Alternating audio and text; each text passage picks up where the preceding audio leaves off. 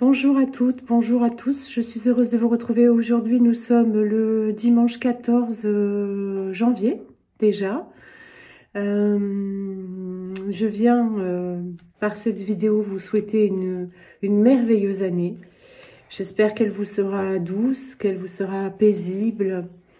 J'espère qu'elle vous sera abondante dans tous les aspects de votre vie. Je souhaite que tous vos projets se réalisent,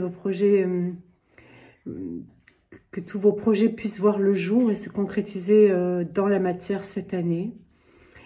Je vous souhaite beaucoup de joie, beaucoup d'amour, beaucoup de rire, beaucoup de santé. Et voilà, et que tout ce que vous désirez au fond de votre cœur puisse voir le jour. Voilà. Bien.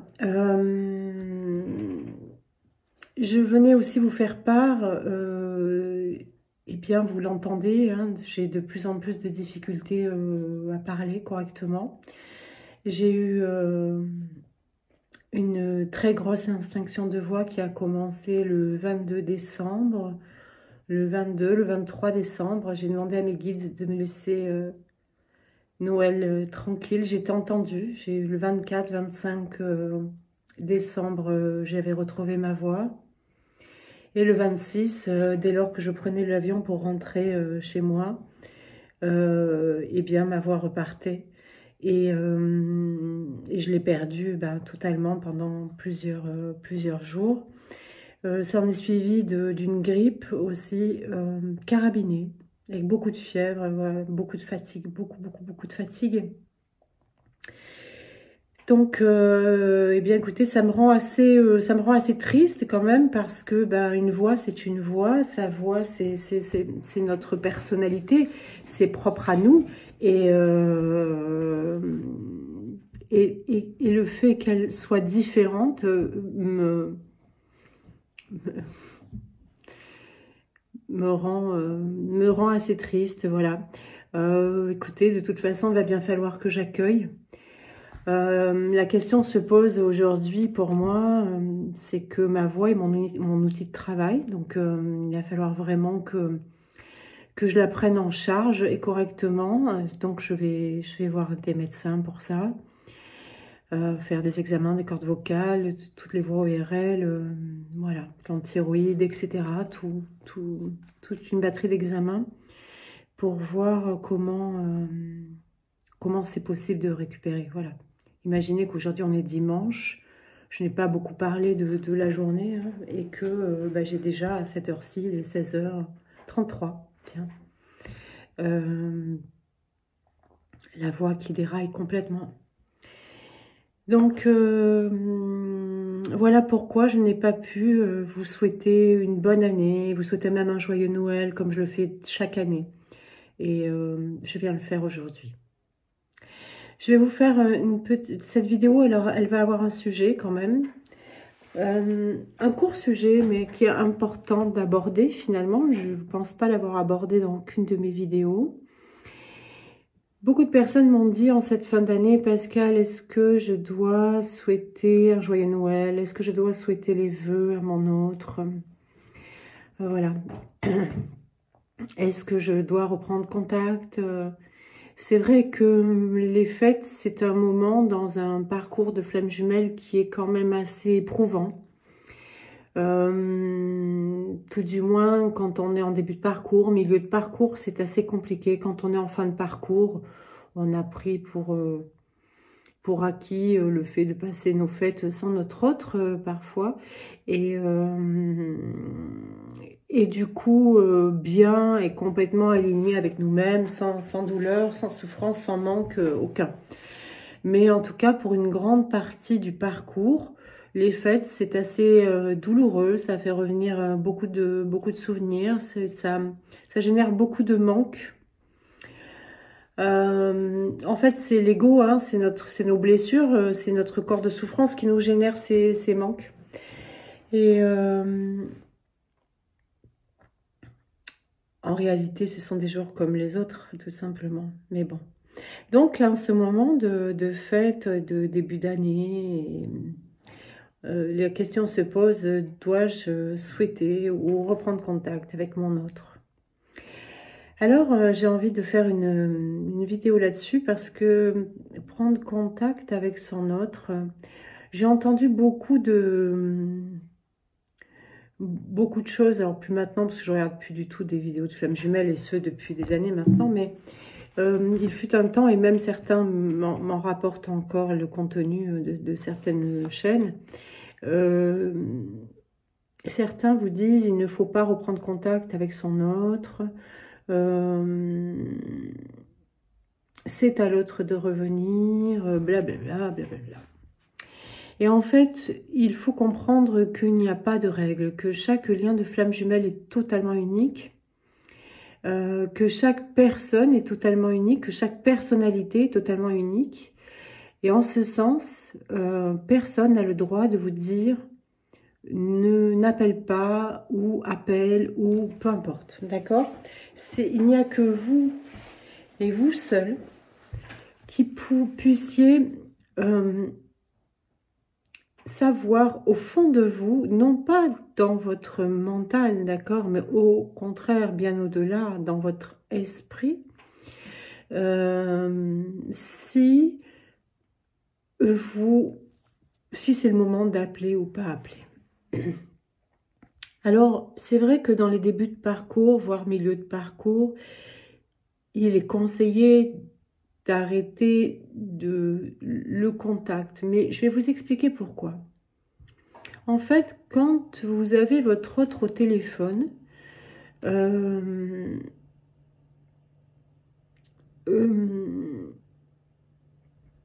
vous transpirez la peur de perdre, la peur, quand vous l'appelez qui répond pas, la peur qui répond pas, la peur donc de le perdre hein, ou de la perdre au travers de son silence.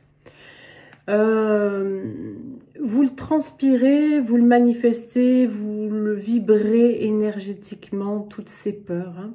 Rappelez-vous, enfin moi je me souviens d'un temps, je l'ai évoqué avec une patiente cette semaine, où une fois Juliane m'avait appelé et il avait une sonnerie particulière, il a toujours une sonnerie particulière d'ailleurs, comme mon fils, comme certaines personnes de mes proches. Et en fait, j'étais dans la douche avec les cheveux remplis de mousse partout. J'étais vraiment totalement remplie de mousse. Mais je suis sortie trempée et pleine de mousse pour répondre à mon téléphone. Voilà, j'en ai foutu partout. Et bien ça, c'est des choses où, vous voyez, quand l'autre... à ce moment-là, vous appelle et que vous êtes comme ça, dans cette précipitation à vous jeter sur votre téléphone, parce qu'on ne sait jamais. Si peut-être vous n'allez plus jamais le voir ou plus jamais l'entendre, ou est-ce que c'est pas la dernière fois qu'il vous appelle et que on a l'impression que c'est vital, qu'on va perdre la vie si on ne répond pas. Et du coup, l'autre le sent, d'accord? C'est-à-dire que vibratoirement, vous générez toutes ces peurs. Donc, il est important, tant qu'on n'a pas atteint une certaine stabilité dans sa guérison, de limiter ce genre d'appel de contrôle rempli de peur. Je lui envoie un message, mais il ne me répond pas, et pourquoi il ne me répond pas, et où il est, qu'est-ce qu'il fait, blablabla, enfin tout un truc. Et donc l'autre forcément ne répondra pas, et peut-être ne répondra pas pendant longtemps, parce que justement, vibratoirement, il sait très bien qu'il doit continuer d'appuyer là où ça fait mal, puisque vous n'êtes pas libéré de cette dépendance affective là. Voilà, c'est de la pure dépendance affective à ce moment-là. Donc voilà, on l'a tous fait, hein, s'arrêter sur un coin d'autoroute pour répondre à un texto, écrire même, on a fait des choses dangereuses, hein, écrire des textos au volant parce qu'il fallait vite répondre, parce que ça pouvait pas attendre, qu'on arrive à bon port. Voilà. Et ça, c'est un grand tort. Voilà. Donc, si vous devez communiquer de cette manière-là, il est effectivement préférable de s'abstenir. Quand on communique avec son autre, il faut que ce soit dans un moment de paix intérieure. Il faut que ce soit un appel du cœur. Alors certains me disent, mais c'est un appel du cœur. Non, non, pas du tout, c'est un appel de la peur. C'est un appel, la plupart du temps, de la peur de l'ego blessé, hein, d'accord? Qui se dit, bon, là, ça fait 10 jours que j'ai pas de nouvelles, qu'est-ce qu'il faut? Pourquoi il m'appelle pas? Et du coup, mon cœur me dit qu'il faut que je l'appelle. Non, c'est votre peur, d'accord? L'appel du cœur, il est spontané. Il se fait comme si vous appelleriez votre meilleur ami, votre enfant, d'accord? Ça vous vient comme ça et vous dites, tiens, je vais l'appeler. Et quand on appelle son meilleur ami, si ce meilleur ami ne répond pas, eh bien, on va pas s'inquiéter. On va pas se dire qu'on va le perdre. On va pas se dire qu'il ne nous aime plus. On va pas se dire qu'on ne compte plus pour cet ami. On va être resté serein et on va simplement se dire, ou même rien parfois, mais si on doit analyser la situation, on va se dire, bah, quand il aura un moment, il me rappellera, il doit être occupé. Voilà ce qu'on se dit de manière très sereine. Et puis on n'y pense plus, on continue de vaquer à nos occupations. Notre ami nous rappelle ou le jour même, ou 3 jours plus tard, ou une semaine après, peu importe, sans que ça nous ait préoccupé plus que ça. Sauf s'il y a dépendance affective aussi. Il y en a qui ont des dépendances affectives avec tout le monde, y compris leurs amis, leurs enfants, leurs parents, etc. Je vous souhaite que non, ou en tout cas, il va falloir en guérir. Quand on appelle un enfant, c'est pareil. Hein. Moi, quand j'appelle mon fils, s'il ne me répond pas, je suis pas en stress. Hein. Je suis pas en stress, je suis pas en galère. Il me répondra quand il pourra, il me rappellera quand il pourra, et voilà, il verra mon appel, il le fera. Donc, il y a cette espèce de sérénité autour de l'appel, parce qu'il n'y a pas de dépendance, parce qu'il n'y a pas de peur, parce qu'il n'y a pas de peur de perdre, parce qu'il n'y a pas de stress particulier de générer. Donc, lorsque vous allez commencer à guérir, et je parle à certains qui sont déjà bien avancés sur la guérison et d'autres qui sont en chemin, vous allez commencer bien par exemple à ne plus sauter sur votre téléphone, sortir avec les cheveux pleins de mousse pour répondre, mais vous priorisez vous, d'accord? Et lorsque vous serez occupé ou qu'il y aura du monde à la maison ou eh bien vous répondrez pas tout simplement, vous répondrez plus tard parce que ça commencera à être fluide. Et quand vous répondrez plus tard, ça sera de manière fluide. S'il n'y a pas eu d'inquiétude avec, mais je ne lui ai pas répondu, j'espère qu'il va me répondre à son tour. Mais s'il y a ça, il vous répondra. Et je dis il, bien sûr, c'est plus facile pour moi, mais ça peut être elle, d'accord? Elle ne vous répondra pas. En revanche, si, bah ok, vous n'avez pas pu lui répondre, puis là, vous le rappelez ou vous la rappelez, et qu'il n'y a pas d'inquiétude, ben la personne, l'autre va vous répondre très rapidement. Soit si ce n'est pas dans l'instant parce que c'est impossible, ce sera 1 heure après, il rappellera, etc. Voilà, donc tout deviendra fluide à un moment donné dans vos communications. Et à ce moment-là, la question ne se pose plus. Ça, c'est pour les gens qui sont en contact. Pour ceux qui sont dans un contact qui est coupé depuis longtemps, ou depuis voilà, quelques semaines, quelques mois, et qui se pose la question, est-ce que je dois appeler ou pas appeler? Eh bien, si vous avez guéri pleinement, complètement, vous allez pouvoir écouter votre cœur et au moment où vous aurez envie d'appeler, eh bien, vous appellerez. Dans ce cas, ce sera comme quand vous appelez votre meilleur ami. Il n'y aura pas de stress, pas d'attente, pas de besoin, pas de manque, pas d'attache.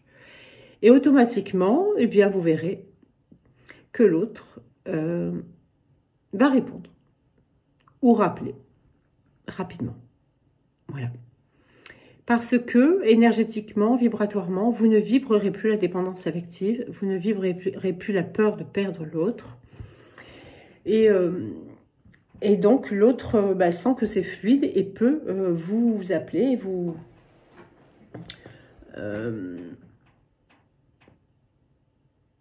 répondre. Voilà. Ça, c'est un appel du cœur. Si jamais il y a dans votre tête, je vais lui envoyer un message pour lui souhaiter une bonne année, par exemple, Je vais lui souhaiter une bonne année, mais s'il me répond toi aussi, ou s'il me répond merci, ça va m'énerver. Ou alors s'il me répond pas, ben, ça va me faire de la peine, etc. Ne lui envoyez pas de message. Ça ne sert à rien, d'accord? Parce que automatiquement, s'il y a ces craintes-là, elle va appuyer là où il y a vos craintes. Donc, si vous voulez, il n'y a pas de règle dans le sens, dans le fait d'appeler ou pas appeler, hein, d'accord? On ne rentre pas dans ce jeu-là de « il faut pas que j'appelle l'autre parce que c'est à l'autre de m'appeler, etc. » Si on le sent pas et qu'on se dit bah non, je me sens pas de l'appeler là parce que la dernière fois c'était moi qui l'ai appelé et puis j'ai senti que ça lui faisait pas super plaisir, etc. Donc, si on n'a pas envie de le faire, si on le sent pas, on ne le fait pas, d'accord? Maintenant, si on a envie de le faire et que ça se situe au point de vue de notre cœur, c'est-à-dire que je vais le faire parce que je l'aime, donc ça peut être pour la bonne année, mais ça peut être n'importe quand dans l'année, hein, d'accord? Je vois un beau paysage, je prends une belle photo, j'ai envie de lui envoyer. Je pense à lui, ben, j'ai envie de lui dire simplement « Coucou, bonjour, je pense à toi. Voilà, j'espère que tu vas bien. » Ou je sais pas, hein, vous avez l'habitude de communiquer avec votre autre, hein, vous savez mieux que moi. S'il n'y a pas d'attente derrière, eh bien, allez-y. Allez-y, vous ne serez pas déçus parce que de toute façon, même s'il n'y a pas un rappel immédiat, ça ne vous posera aucun problème parce que vous êtes guéri. Si c'est la peur qui dicte l'appel, il est fort probable que vous soyez déçu à nouveau et que donc, ben, ça vous invite à retravailler sur vous, d'accord, à continuer le travail sur vous pour vous libérer de cette dépendance affective. Voilà. Donc, pour résumer, est-ce que je souhaite les vœux? Est-ce que je ne souhaite pas les vœux? Est-ce que je rappelle? Est-ce que je ne rappelle pas? Écoutez votre cœur, pas votre peur. Voilà. Faites les choses délibérément, sans attente. Et vous ne serez pas déçus. Voilà. De toute façon, ben, c'est des tests. Vous ne pouvez pas vous tromper. Même si vous envoyez un message et qu'au final, il y avait une peur, ben vous le saurez très rapidement parce que derrière, il n'y aura pas de réponse et pas de rappel, ou tout du moins pas dans l'immédiat. Et ça va commencer à générer des interrogations. Et est-ce que, pourquoi il ne me répond pas? Et est-ce qu'il pense à moi? Et est-ce qu'il m'a oublié? Est-ce qu'il ne veut plus m'entendre? Et blablabla. Et tout ce qu'on peut se poser, évidemment, quand on est dans ce type de questions. Et donc, et ben là, on se rend compte que c'était pas le cœur, mais que c'était la peur qui a généré l'appel. Voilà. Donc, quand c'est le cœur, ben, ça fait comme à nos enfants et nos amis, on n'attend rien. Voilà. Et du coup, ben, la réponse arrive. Voilà. Alors, je ne vais pas rester plus longtemps avec vous parce que vous comprenez bien que je ne peux pas user trop de ma voix. Je viendrai la semaine prochaine vous proposer le stage de Flammes Jumelles à Toulon, les 24 et 25 à Toulon. Pour ceux qui étaient venus au stage de Toulon, c'est au même endroit. Et pour les autres, eh bien, quand vous vous inscrirez, vous aurez tous les détails. C'est un endroit facile d'accès, très proche de la gare. À Toulon, on peut loger très facilement. Vous avez des Airbnb, vous avez des hôtels, vous avez tout ce qu'il faut, pas loin et pas excessivement cher, surtout en cette saison.